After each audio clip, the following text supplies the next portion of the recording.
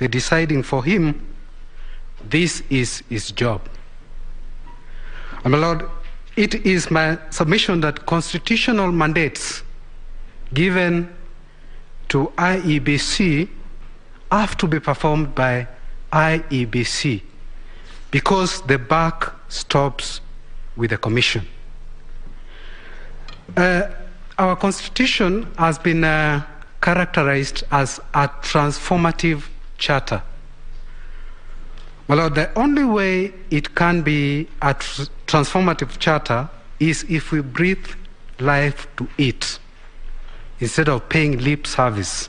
The principles that run through the Constitution, including transparency, accountability, participation of the people, have to be given.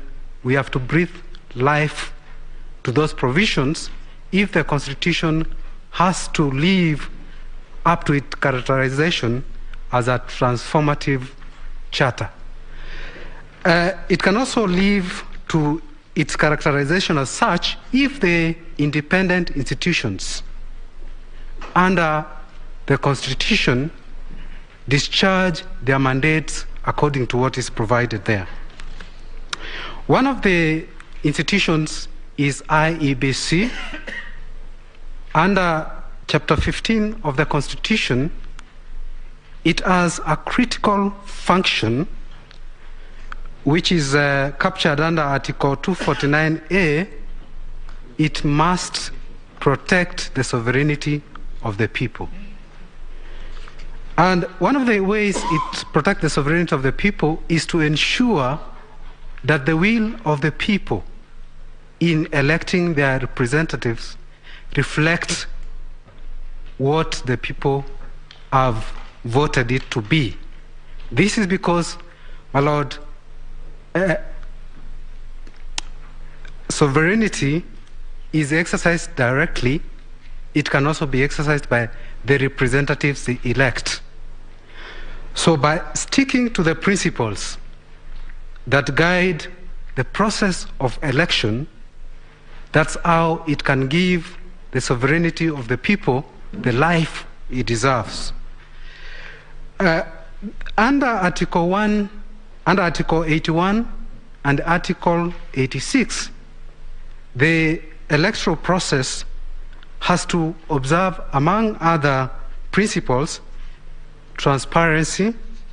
It also has to be an accountable process.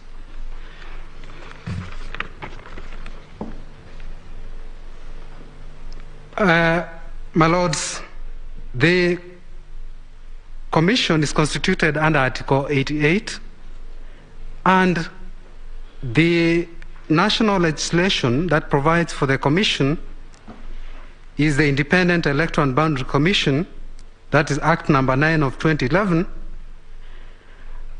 Under Section 5, a commission is established, and under Section 11 and 11A, it's categorical that the Secretariat works under the Commission.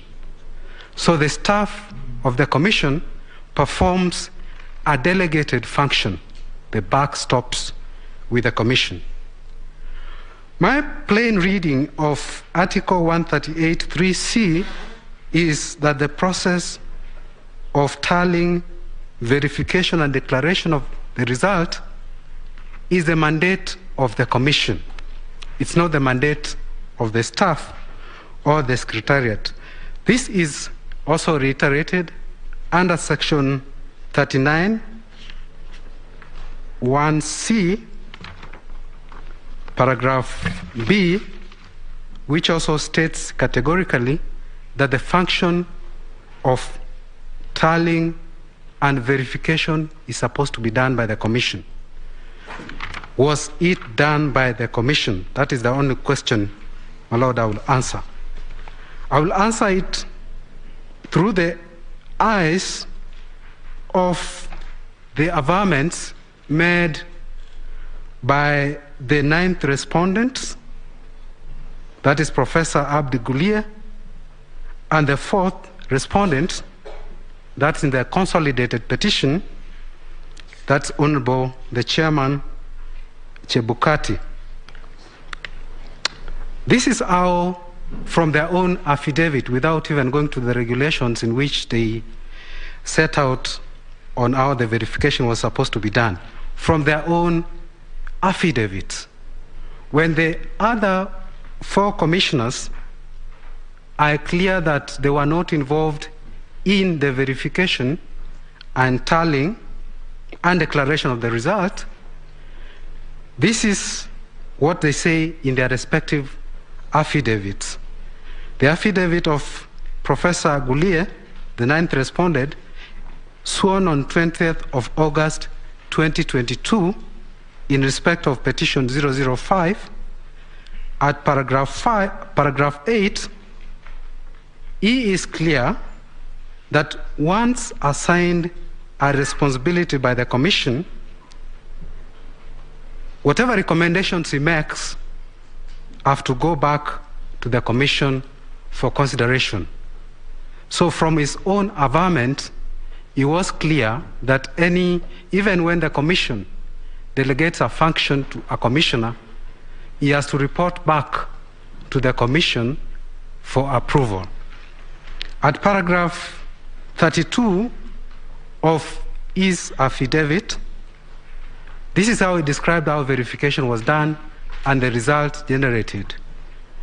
That the Chief Executive Officer / the Commission Secretary came with the final result. That is on 15th of August 2022, when the commissioners were seated in a meeting. He acknowledges that the verification is not being done by the Commission. It is the Chief Executive Officer getting to the commissioners a result, a clear admission that they were not involved in the tallying and the verification of the result. Now, in respect of the 27 constituencies which have been mentioned, and there was doubt whether verification was done, this is how he puts it in paragraph 27, paragraph 35 of this affidavit, that these constituencies were verified in the presence of agents of candidates and included in the final tally. There's nowhere in that statement it says that verification was done by the Commission. Now, on why he did not even announce the result for transparency, then he says there was no calmness in the auditorium for them to announce the result.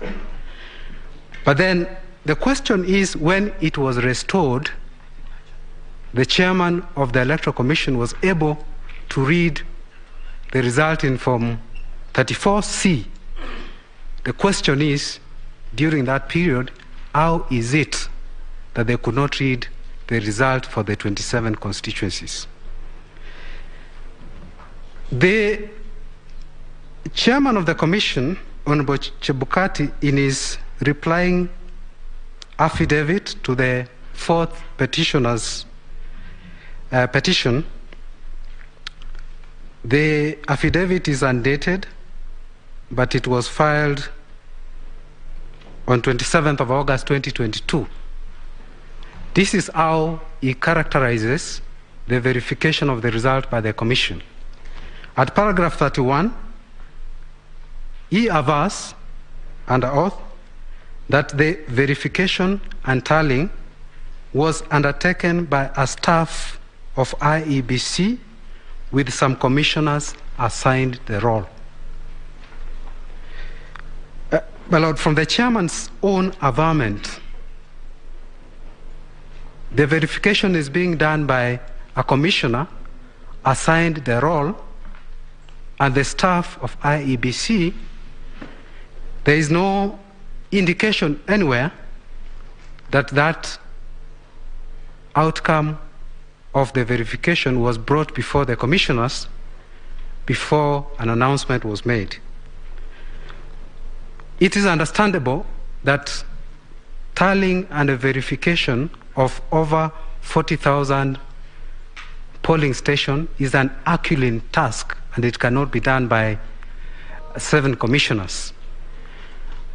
But, my lords, if they delegate that function to the staff of IEBC and a commissioner or 2 commissioners, it is my submission that whatever report that comes out of that tallying and verification has to be placed before the commissioners